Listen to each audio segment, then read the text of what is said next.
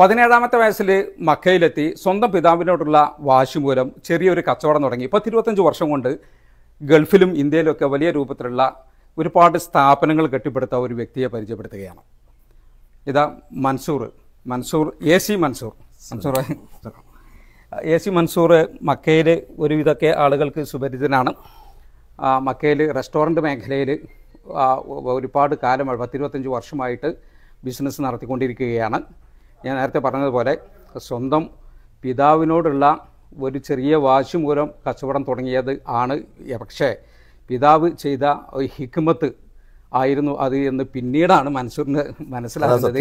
ആ പിതാവാണ് മൻസൂറിനെ ഇന്ന് ഈ രൂപത്തിലേക്ക് എത്തിച്ചത്.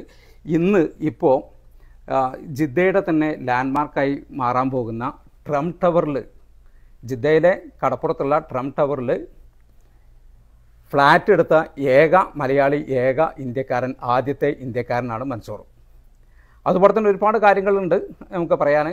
പല മേഖലയിലും, ട്രേഡിംഗ് മേഖലയിലും IT മേഖലയിലും ക്ലിനിക്കുകളുണ്ട്. ഇങ്ങനെ ഒരുപാട് ബിസിനസ്, റിയൽ എസ്റ്റേറ്റ് മേഖലയിലൊക്കെ ഇപ്പോൾ ദുബായിൽ പുതുതായിട്ട് ക്ലിനിക്ക് ഓപ്പൺ ചെയ്തു, റിയൽ എസ്റ്റേറ്റ് ബിസിനസ് ആരംഭിക്കാൻ പോകുന്നു.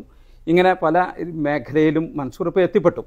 പക്ഷേ മൻസൂറിൻ്റെ ഈ ബിസിനസ് ജീവിതം എന്ന് പറയുന്നത് ശരിക്കും ഒരു പാഠപുസ്തകമാണ്. നമുക്ക് നിലവിലുള്ള ബിസിനസ്സുകാർക്കും ഇനി ബിസിനസ് കച്ചവടത്തിലേക്കും മറ്റു ബിസിനസ്സിലേക്കൊക്കെ ഇറങ്ങാൻ ആഗ്രഹിക്കുന്ന ആളുകൾക്കൊക്കെ പാഠമാണ് മൻസൂർ. അതുകൊണ്ടാണ് മൻസൂറിനെ നമ്മളൊന്ന് പരിചയപ്പെടുത്താൻ ആഗ്രഹിക്കുന്നത്. മൻസൂറെ, നമുക്ക് ഒന്ന് ശരിക്കും നിങ്ങളുടെ ചരിത്രം ആണ് നമുക്ക് ആളുകൾക്ക് ആദ്യം പറഞ്ഞ തന്നെയാണ്. ഉപ്പാനോടുള്ള വാശി എന്ന് പറഞ്ഞാൽ അത് ശരിക്കും പറയുകയാണെങ്കിൽ ഉപ്പ എങ്ങനെ ആയിരിക്കണം ഒരു ഉപ്പ എന്നുള്ളതിൻ്റെ ഒരു മാതൃകയായിരുന്നു. ഒരു ഉപ്പ മക്കളോട് എങ്ങനെ നിൽക്കണം എന്നുള്ളതിൻ്റെ ഒരു മാതൃക എൻ്റെ ഉപ്പയാണ്. ഇന്നെൻ്റെ കമ്പനിൻ്റെ പേര് മാക്ക് എന്നാണ്. മാക്ക് എന്ന് പറഞ്ഞാൽ മൂസഹാജി AC എന്നുള്ള മൂസാജി ആയിരുന്നു. അപ്പോൾ മൻസൂർ മലപ്പുറം ജില്ലയിൽ എടവണ്ണപ്പാറ പറപ്പൂർ സ്വദേശിയാണ്. ഓക്കെ, അപ്പോൾ ഉപ്പാൻ്റെ പേരിൽ തന്നെയാണ് ബിസിനസ് തുടങ്ങിയത്. ബിസിനസ് ഇപ്പോൾ നമ്മൾ ഈ തസത്തുറത്ത് നിയമം വന്നതിന് ശേഷം നമ്മൾ ഉപ്പാൻ്റെ പേരിലാണ് നമ്മളെ കമ്പനി എന്ത് ചെയ്ത് ചെയ്തിട്ടുള്ളത്. അപ്പോൾ എനിക്ക് തോന്നുന്നു ഉപ്പ ഈ രൂപത്തിലേക്ക് എത്താനുള്ള കാരണം ഉപ്പ തന്നെയാണ്. അതായത് 17ാമത്തെ വയസ്സിലൊക്കെ സൗദിയിൽ എത്തിയപ്പോൾ ഇത് മകൻ ഇത് ഉഴപ്പുന്നുണ്ട്. ചരിത്രം ഞാൻ പറഞ്ഞുതരാം. കാരണം എന്താ വെച്ചാൽ എൻ്റെ ഉപ്പ നമ്മൾ മർക്കസ് പഠിച്ചാണല്ലോ, ബോർഡിങ് പഠിച്ചു. എൻ്റെ ഉമ്മ എനിക്കൊരു 7-8 വയസ്സായപ്പോൾ ഉമ്മ മരിച്ചു. അതിന് ശേഷമാണ് എന്ത് ചെയ്യണത്, ഞാൻ മർക്കസ് വരുന്നു. മർക്കസ് കഴിഞ്ഞിട്ട് ഉപ്പ എന്ത് ചെയ്തൊരു ഹോസ്പിറ്റൽ എടുത്തു. എന്തിനു വേണ്ടിയിട്ട്? ഞാനൊരു ഡോക്ടർ ആവാൻ വേണ്ടിയിട്ട്. അങ്ങനത്തെ ഞാനെന്ത് ചെയ്യാണ്, SLC കഴിഞ്ഞ് തുടങ്ങി ഉപ്പ ഞാനൊരു ഡോക്ടർ ആക്കാൻ വേണ്ടിയിട്ട്. അപ്പം എന്ത് ചെയ്തു ഉപ്പ, പിന്നെ ആ ഒരു ആഗ്രഹമാണ് ഉപ്പൻ്റെ മനസ്സിലുള്ളത്. ഞാൻ SLC കഴിഞ്ഞ് എനിക്ക് എന്ത് ചെയ്യണം, ഗൾഫിൽ പോരണം. അപ്പോൾ ഉപ്പക്ക് എന്ത് ചെയ്യില്ല, അത് താല്പര്യമില്ല. ഞാൻ പിന്നെ പഠിച്ച് ഹോസ്പിറ്റലിൽ ഡോക്ടറായി, അതാണ് ഉപ്പ ആഗ്രഹിക്കുന്നത്. പക്ഷെ ഞാനെന്ത് ചെയ്ത് ഗൾഫ് എന്നുള്ളൊരു ചിന്ത മാത്രമേ എനിക്കുള്ളൂ. ഉപ്പക്ക് ഇങ്ങോട്ട് കൊണ്ടുവരാൻ താല്പര്യമില്ല. എനിക്കാണെങ്കിൽ ഇങ്ങോട്ട് വരും വേണം. ഉപ്പ ഇവിടെ ബിസിനസ് നടത്തി. അപ്പോൾ ആദ്യം ഇവിടുത്തെ മക്കയിലെ നല്ലൊരു കച്ചവടക്കാരനെ. അങ്ങനെയാണ് എന്ത് ചെയ്യണത്, നമ്മൾ ഈ മക്കത്തേക്ക് എന്ത് ചെയ്യാണ്, ഉപ്പക്ക് താല്പര്യമില്ലാതെ മക്കത്ത് വന്നു. ഉപ്പൻ്റെ അടുത്ത് തന്നെ ജോലിക്ക് കയറി എന്ത് ചെയ്ത് ഏറ്റവും കൂടുതൽ ശമ്പളം കിട്ടുന്ന ജോലി ഏതാന്നുള്ളത് ഞാൻ എന്ത് ചെയ്ത് ഒന്ന് നോക്കിയത്. കാരണം ഉപ്പിയായിട്ട് അപ്പോഴേക്ക് എന്ത് ചെയ്യുന്നത്, നമ്മൾ SLC കഴിഞ്ഞ് പിന്നെ കൂടുതൽ മാർക്കൊന്നും വാങ്ങാതെ ആയപ്പോഴും ഉപ്പൊക്കെ എന്ത് ചെയ്താണ്, മക്കൾ നന്നാവണം എന്ന് ഏതൊരു ഉപ്പൊക്കെ ആഗ്രഹം ഉണ്ടാവുമല്ലോ. അത് ഇന്നേ നമുക്ക് എന്ത് ചെയ്തുള്ളൂ, മനസ്സിലാവുള്ളൂ. കാരണം നമ്മൾ ചെറുപ്പത്തിൽ എന്ത് ചെയ്യില്ല, നമുക്ക് മനസ്സിലായി ഇന്ന് എൻ്റെ മക്കൾ നന്നാവണം എന്നുള്ളത് എന്ത് ചെയ്യുന്നുണ്ട്, ഏറ്റവും കൂടുതൽ നമ്മൾ ആഗ്രഹിക്കുള്ളൂ. നമ്മളെ മക്കൾ നന്നാവണം എന്നുള്ളത് നമ്മൾ എന്ത് ചെയ്യാണ് ആഗ്രഹിക്കുന്നു. നമുക്ക് മനസ്സിലാണ് എപ്പോഴാണ്, ഇപ്പോഴാണ്, ഈ സമയത്താണ്. കാരണം അന്നിൻ്റെ ഉപ്പ ഞാനൊന്ന് നന്നായി കാണാനും ഞാൻ എവിടെയെങ്കിലും എത്താനും വേണ്ടിയിട്ടാണ് എന്നെന്ത് ചെയ്തത്, ഉപ്പ അത്രയും നമ്മളെ നിർബന്ധിച്ചത്. പക്ഷെ നമുക്ക് എന്ത് ചെയ്യാൻ കഴിഞ്ഞില്ല, മനസ്സിലാക്കാൻ പറ്റില്ല. പിന്നെ മനസ്സിലാകുന്ന എപ്പോഴാണ്, 10-20 വർഷം കഴിഞ്ഞ് ഉപ്പൻ്റെ അടുത്ത് ജോലി എടുത്തു. അവിടെ ഷവർമ്മൻ്റെ ജോലി എടുത്തിന്. ഈ ഷവർമ്മ പണിക്ക് ഫസ്റ്റിൽ തന്നെ ഞാൻ എടുത്തു. കാരണം ഷവർമ്മ പണി സാധാരണ എന്താണ്, ഞാൻ ഹൈറ്റ് കുറഞ്ഞുകൊണ്ട്, ഹൈറ്റുള്ള ആളുകൾക്ക് നെഞ്ഞിയൊക്കെ തീ വരുള്ളൂ. എനിക്ക് ഹൈറ്റ് കുറഞ്ഞുകൊണ്ട് എന്ത് ചെയ്യാണ്, നേരെ മുഖത്തേക്കാ തീ വരിക. എന്നാലും എന്ത് ചെയ്യണം, പൈസ തോരണ്ടാക്കണം എന്ന് വിചാരിച്ചിട്ട് ഞാൻ എന്ത് ചെയ്ത് ആ ജോലി തിരഞ്ഞെടുത്തു. നിങ്ങളെ ശരിക്കും ഷവർമ്മ ഇങ്ങനെ അരിയുന്ന കഷ്ടപ്പാട് കണ്ടിട്ട് ആൾക്കാർ കൂടുതൽ ആവശ്യമില്ലെങ്കിലും എന്ത് ചെയ്യും, അവർ ഷവർമ്മ വാങ്ങും. കാരണം എനിക്ക് അന്ന് 17-18 വയസ്സല്ലേ. അപ്പം അങ്ങനെ എന്ത് ചെയ്ത് സ്റ്റാർട്ട് ചെയ്തു. പിന്നെയാണ് ഉപ്പ ഇവിടുന്ന് നിർത്തിപ്പോയി. പിന്നെ ഉപ്പ ഞാൻ അറിയാതെ തന്നെ എന്ത് ചെയ്യുന്നുണ്ട്, സപ്പോർട്ട് ചെയ്യുന്നുണ്ട്. പക്ഷെ അത് ഞാൻ എന്ത് ചെയ്യില്ല. അപ്പൊ ഈ കച്ചവടം മൻസൂർ അന്ന് കച്ചവടക്കാരനായിട്ടാണ് തുടങ്ങിയത്. കച്ചവടം ഒരു തൊഴിലാളിയായിട്ട് ഉപ്പന്റെ അടുത്ത് 5 വർഷം ജോലി എടുത്തിട്ടാണ് എന്ത് ചെയ്തത്, ഞാൻ എന്ത് ചെയ്യുന്നത്, പിന്നെ ഒരു കച്ചവടത്തിലേക്ക് ഇറങ്ങുന്നത്. എങ്ങനെ കച്ചവടത്തിലേക്ക് ഇറങ്ങുന്നതെന്ന് പറഞ്ഞാൽ അതൊരു മറ്റൊരു ചരിത്രം. എന്ത് ചെയ്യണ്ട, എനിക്ക് അല്ല, അത് ഒരു പാടുണ്ട് എന്ന് ഞാൻ മനസ്സിലാക്കുന്നു. എന്റെ ഉപ്പാന്റെ ജീവിതത്തില് ഉപ്പ നമുക്ക് കാണിച്ചു തന്ന ഒരു മാതൃക ഉണ്ട്. അത് ഒരു വാപ്പിയും മക്കളും എങ്ങനെ, എത്ര വാപ്പഞ്ഞ് കോടീശ്വരന്മാരായാലും മക്കളെ ഏത് രൂപത്തിൽ വളർത്തണം എന്നുള്ളതിന്റെ ഒരു മാതൃകയായിരുന്നു എൻ്റെ ഉപ്പ. അത് മൻസൂറായി ഞാൻ പിന്നെ കേട്ടിട്ടുണ്ട്. അതായത് ഉപ്പ ആ സമയത്ത് മൻസൂറിന് ശമ്പളം തന്നില്ലെങ്കിലും മൻസൂറിന്റെ പേരിൽ നാട്ടിൽ മൻസൂറിന് വേണ്ടി സ്വത്ത് വാങ്ങി. അതായത് മൻസൂറിന് അറിയാതെ നിങ്ങൾക്ക് വേണ്ടി സ്വത്ത് ഉപ്പ വാങ്ങി. ഇതൊന്നും നിങ്ങൾ പിന്നീടാണ് ഈ കാര്യങ്ങളൊക്കെ. പക്ഷെ ഇതൊന്നും അറിയാതെ എനിക്കൊരു ബിസിനസ്സുകാരനാണ് എന്ന് കരുതിയിട്ട് നമുക്ക് എന്ത് ചെയ്യണം, ചെറിയൊരു വാശി. അതായത് ആയിക്കോട്ടെ എന്നാ എന്ത് ചെയ്യാ, ഞാൻ എന്റെ സ്വന്തം ഇത് നോക്കുക എന്നുള്ള എന്ത് ചെയ്ത് ഒരു വാശി പുറത്താണ് എന്ത് ചെയ്തത്. അങ്ങനെയാണ്, അല്ലാതെ ഉപ്പനോടുള്ള വാശിയല്ല. ഉപ്പ നമ്മൾ നന്നാവാൻ വേണ്ടി ഉപ്പ ഉണ്ടാക്കി തന്നൊരു വാശി. അപ്പൊ തുടക്കം എന്ന് പറഞ്ഞാൽ മക്കയിലെ ഒരു ഷവർമ കട നടത്താൻ നിങ്ങൾ ജോലി ചെയ്ത സ്ഥാപനം തന്നെ നടത്താനെടുത്തു. അയിമെന്നാണ് എന്ത് ചെയ്യുന്നത് തുടങ്ങുന്നത്. പിന്നെയാണ് എന്ത് ചെയ്തത്, അറബിന്റെ അടുത്ത് ഓരോരോ കടകളും അവിടെ ബസ്ത എന്ന് പറഞ്ഞ ഒരു പരിപാടി ഉണ്ട്. അതിൽ ടെൻഡർ ചെയ്യുന്നത്, ഓരോ വർഷത്തിൽ ടെൻഡർ ചെയ്യുന്ന ഒരു പരിപാടി ഉണ്ട്. അപ്പോൾ ആ ടെൻഡർ നമ്മളെ വിളിച്ചെടുക്കും. അങ്ങനെ സ്റ്റാർട്ട് ചെയ്തു. ഇന്ന് അൽഹംദുലില്ലാ കൊറോണ സമയത്ത് നല്ല പ്രതിസന്ധി ഉണ്ടായി. കൊറോണ സമയത്ത് നമ്മൾ അത് എടുത്ത് പറയണ്ട, അതിൻ്റെ ഇടയിൽ എനിക്ക് കൂട്ടിച്ചേർക്കാനുള്ളത്, അതായത് കോവിഡ് സമയത്ത് എനിക്ക് തോന്നുന്നു ഏറ്റവും കൂടുതൽ പ്രയാസം അനുഭവിച്ച വിഭാഗം എന്ന് പറയുന്നത് ബിസിനസ്സുകാർ എന്ന് പറയുന്നത്, ഞാൻ പറയും മക്കയിലും മദീനയിലുള്ള കച്ചവടക്കാരാണ്. കാരണം ഭയങ്കര വലിയ വാടക കൊടുത്തിട്ട് ആണ് അവർ അവിടെയുള്ള സ്ഥാപനങ്ങൾ നടത്തുന്നത്. പക്ഷേ ആരെ ഡിപ്പെൻഡ് ചെയ്തിട്ട്, ഹജ്ജ് ഉംറ തീർത്ഥാടകരെ മാത്രം ഡിപ്പെൻഡ് ചെയ്തിട്ടുള്ള ബിസിനസ്. അത് ഈ 2-3 വർഷം ഇല്ലാതാവാന്ന് മാത്രമല്ല, നമ്മളടുത്ത് ഒരു 10-250 സ്റ്റാഫ് റൂമിൽ കിടന്നുറങ്ങി. അപ്പം റൂമിൽ നമുക്ക് ജോലി ഉണ്ടാവുമ്പോൾ അത്ര അറിയാണ്ടാവില്ല. വെറുതെ റൂമിൽ ഇങ്ങനെ കിടന്നുറങ്ങുമ്പോഴുള്ള അവസ്ഥ ആലോചിച്ച് നോക്കി. എത്ര മാസം, 6 മാസത്തോളം റൂമിൽ കിടന്നുറങ്ങി. അവരെ റൂം ചിലവ്, അവർക്ക് വീട്ടിൽ നിന്ന് കോള് വരുന്ന പ്രശ്നങ്ങളുമായിട്ട് വളരെ വളരെ ബുദ്ധിമുട്ട്. അന്നത്തെ ഒരു അവസ്ഥ എന്താ വെച്ചാൽ ജലീൽഭായിക്ക് അറിയാലോ. അന്നത്തെ അവസ്ഥ എന്ന് പറഞ്ഞാൽ നമ്മൾ റൂമിലിരിക്കുമ്പോൾ കാണാൻ നമ്മളെ കൂടുതലുള്ള ആൾ മരിച്ചിന്ന് നിൽക്കുന്നു. ഈ റൂമിലുള്ള ആളുകൾക്ക് എൻ്റെ കൊറോണ പിടിച്ചിരുന്നു തന്നെ, ആ ബിൽഡിങ്ങിലുള്ള മൊത്തം ആളുകൾക്ക് കൊറോണ വന്നതെന്ന് പറയുമ്പോൾ അപ്പോഴുള്ള പിന്നെ മറ്റുള്ള ജോലിക്കാരുടെ അവസ്ഥ എന്താണ്, അതൊരു വല്ലാത്ത അനുഭവമായിരുന്നു. അപ്പോൾ അന്ന് ആ സമയത്ത് നമ്മൾ നല്ല പ്രതിസന്ധിയായി. കുറെ മാസങ്ങൾ ഈ ജോലിക്കാരെ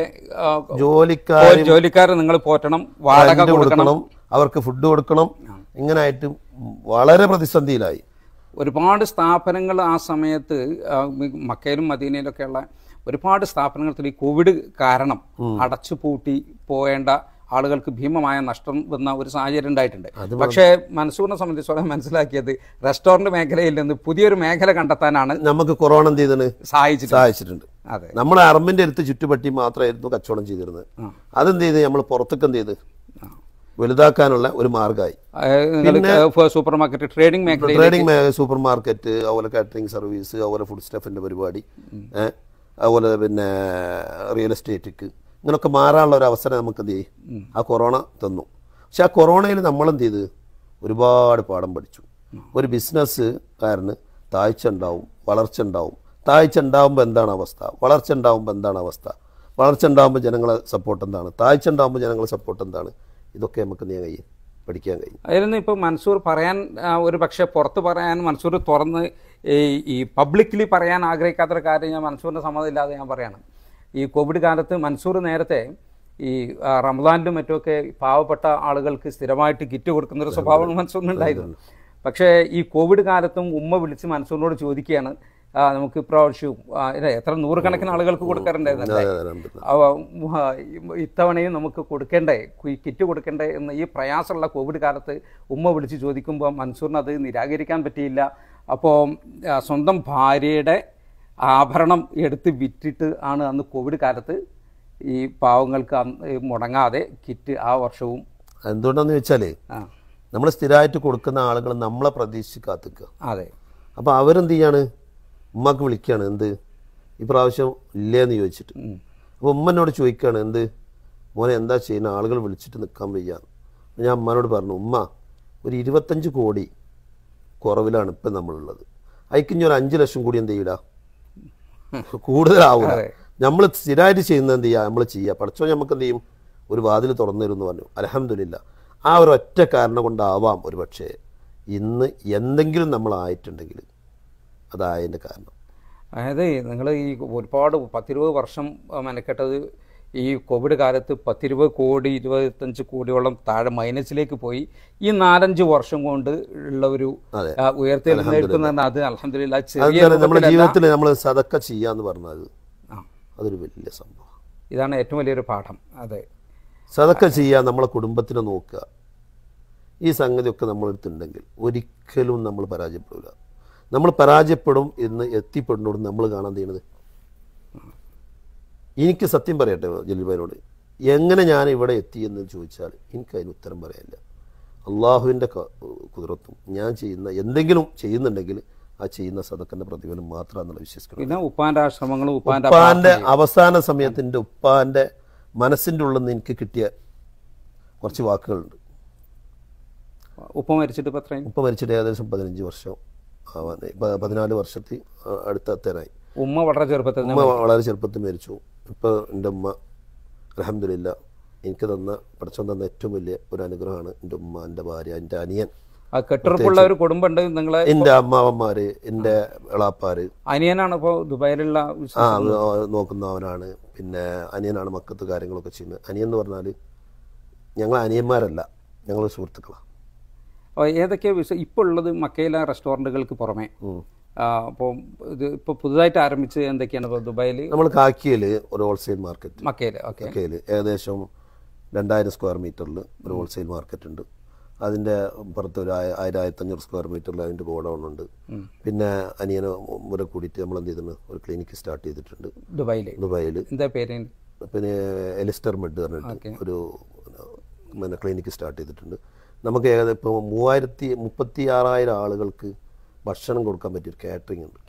ഓക്കെ, ഹജ്ജ് ഉംറ തീർത്ഥാടകർക്ക് എല്ലാ ഫെസിലിറ്റിയുള്ള ഒരു കാറ്ററിംഗ് ഉണ്ട്. പിന്നെ IT ഉണ്ട്, സൂപ്പർ മാർക്കറ്റുകളുണ്ട്. റിയൽ എസ്റ്റേറ്റ് നമ്മൾ ദുബായിൽ റിയൽ എസ്റ്റേറ്റ് ഇപ്പോൾ സ്റ്റാർട്ട് ചെയ്തു. ദുബായിൽ ഓൾറെഡി കമ്പനി ഉണ്ട്. ഇവിടെ ആണെങ്കിൽ നമുക്ക് എന്ത് ചെയ്തത് ഇഖാമ മൈസാറിനെ സംവിധാനം. അപ്പോൾ അതാണ് ഏറ്റവും പ്രധാനം. സത്യത്തിൽ മൻസൂറിന് തേടി വരാനുള്ള ഒരു പ്രധാനപ്പെട്ട കാരണം അതായത് സൗദി പ്രീമിയം ഇഖാമ, അതായത് സൗദികൾക്ക് തുല്യമായ പരിഗണന ലഭിക്കുന്ന ഒരു സംവിധാനമാണ് പ്രീമിയം റെസിഡൻസി. അപ്പോൾ സൗദി പ്രീമിയം ഇഖാമ മൻസൂറിനും കുടുംബത്തിനൊക്കെ ഈ കഴിഞ്ഞ ദിവസമാണ് കിട്ടിയത്. അതിൽ അഭിനന്ദനങ്ങൾ അറിയിക്കുകയാണ് സാന്ദർഭികമായിട്ട്. സന്തോഷം. അപ്പോൾ പിന്നെ നമ്മളിത് ഇങ്ങനെയൊക്കെ ആയതിൻ്റെ ഒരു കാരണം എന്താ വെച്ചാൽ നമ്മുടെ നാട്ടുകാരെ സപ്പോർട്ട്, മെയിനായിട്ട് എൻ്റെ ഫാമിലിൻ്റെ സപ്പോർട്ടും എൻ്റെ ഒരു അമ്മാവുണ്ട്. ഞാൻ എന്ത് ചെയ്താലും എന്നെ സപ്പോർട്ട് ചെയ്യുള്ളൂ. ഒരു ബിസിനസ്സുകാരന് ഞാൻ മടിച്ചു കൊടുത്തോളം ഒരാളൊരു സംസാരിക്കുമ്പോൾ അവൻ്റെ ഒരു പോസിറ്റീവ് എനർജി എന്ത് ചെയ്യേണ്ടത് കിട്ടേണ്ടത്. ഞാൻ ഒരിക്കലും ഒരു നെഗറ്റീവ് സംസാരിക്കുന്ന ആളുകളെടുത്ത് എന്ത് ചെയ്യില്ല, ഇരിക്കാൻ ആഗ്രഹിക്കില്ല. നെഗറ്റീവ് അവരൊന്നും ചെയ്തിട്ടുണ്ടാവില്ല, എന്നാൽ നമ്മളെന്തെങ്കിലും ചെയ്യുമ്പോൾ അവരെന്ത് പറയും, അത് വേണ്ട, അല്ലെ അത് ശരിയാവില്ല. അപ്പോൾ നമുക്ക് എന്ത് ചെയ്യും, എൻ്റെ ഒരു അമ്മാവുണ്ട് മക്കത്ത്, ഞാൻ വരുന്നതിന് മുമ്പ് എൻ്റെ ഉപ്പൻ്റെ കൂടെയുള്ള ആളാണ്. അപ്പം ഞാൻ എന്ത് ഷോപ്പ് എടുക്കുകയാണെങ്കിലും എന്ത് ചെയ്യുകയാണെങ്കിലും അമ്മാവനോട് ചോദിക്കുക, എന്താ അടുത്തോ. ആ ഒരു സപ്പോർട്ടിങ്, അതാണ് ഒരു ബിസിനസ്സുകാരന് ഏറ്റവും വേണ്ടതെന്നുള്ള അഭിപ്രായക്കാരനാണ് ഞാൻ. നമ്മളെ ബാക്ക്ഗ്രൗണ്ടിൽ നിന്ന് നമുക്ക് സപ്പോർട്ട് കിട്ടുക, എന്നാൽ നമുക്ക് എവിടെ എത്തിപ്പെടാൻ പറ്റും. അപ്പോൾ ഇത്രയും കാര്യങ്ങളാണ് നമുക്ക് ഇന്ന് ഷെയർ ചെയ്യാനുള്ളത്. ഒരുപാട് കാര്യങ്ങൾ മൻസൂറിൽ നിന്ന് നമുക്ക് പഠിക്കാനുണ്ട്, ഒരുപാട് കാര്യങ്ങൾ മൻസൂറിൻ്റെ ഭാഗത്ത് നമുക്ക് ഷെയർ ചെയ്യാനുണ്ട്. അപ്പോൾ ഇനി നമുക്ക് ട്രംപ് ടവർ ഒക്കെ ഓപ്പൺ ആയതിൻ്റെ പണി നടന്നുകൊണ്ടിരിക്കുകയാണ്. അത് ഓപ്പൺ ആയതിൻ്റെ ശേഷം അവിടെ പോയിട്ട് നമുക്ക് അതൊക്കെ അവിടെ വീട് ഏതാണ്ട് 10 കോടിയിലധികം രൂപയാണ് അവിടെ ഫ്ലാറ്റിന്, ഇന്ത്യൻ രൂപ പറയുകയാണെങ്കിൽ. അപ്പോൾ അത് സ്വന്തമാക്കിയ ഞാൻ അറിഞ്ഞിടത്തോളം ഏക മലയാളി അല്ലെങ്കിൽ ഏക ഇന്ത്യക്കാരൻ മൻസൂറാണ്. ഇപ്പോൾ ട്രംപിൻ്റെ മകൻ കുടുംബമൊക്കെ ഇവിടെ വന്ന സമയത്ത് മൻസൂറും കുടുംബമൊക്കെ അവരെ പോയി കണ്ടൊക്കെ ചെയ്തിരുന്നു. അപ്പോൾ ഏതായാലും ഈ എല്ലാവിധ ആശംസകളും നേരുകയാണ്. അതുപോലെ മൻസൂറിൻ്റെ ഓഫീസിലേക്കും വരണം. മൻസൂറിൻ്റെ ഓഫീസിലുള്ള ജിദ്ദയിലെ തന്നെ ഏറ്റവും വലിയ ബിൽഡിങ്ങുകളിൽ ഒന്നായ കിങ് റോഡ് ടവറിലാണ്, മലിക് റോഡിലെ കിങ് റോഡ് ടവറിലാണ്. ലോകത്തെ ഏറ്റവും വലിയ LED സ്ക്രീൻ ആണ് ആ ബിൽഡിംഗ്. അപ്പോൾ അവിടെയൊക്കെ വരണം. അപ്പോൾ ഏതായാലും എല്ലാവിധ സന്തോഷം.